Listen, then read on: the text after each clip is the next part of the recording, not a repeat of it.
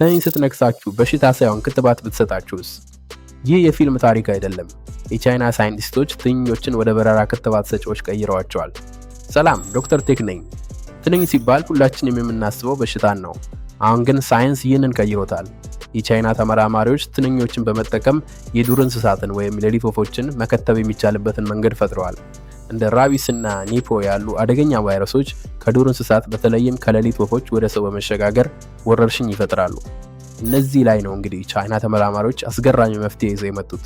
ትንኞችን በዘረመል ወይም ጄኔቲክስ በማሻሻል በምራቃቸው ውስጥ ክትባቱን እንዲይዙ አድርገዋል። እነዚህ በራሪ ክትባት ሰጪዎች ወደ ጫካ በመሄድ ሌሊት ወፎችን ይነድፋሉ። ነገር ግን በሽታን ሳይሆን በሽታ የመከላከል አቅምን ያጋራሉ።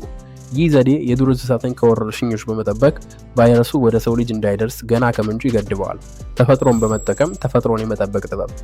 ሳይንስ ትንኞችን ከጠላትነት ወደ ወዳጅነት እየቀየራቸው ነው። እናንተስ በዚህ አዲስ ቴክኖሎጂ ትስማማላችሁ ወይስ ስጋት አለባችሁ? አስተያየታችሁን በኮሜንት አጋሩን። ለተጨማሪ አስገራሚ የሳይንስ ወሬዎች ቻናላችንን ሰብስክራይብ ወይም ፎሎ በማድረግ እንዳትረሱ።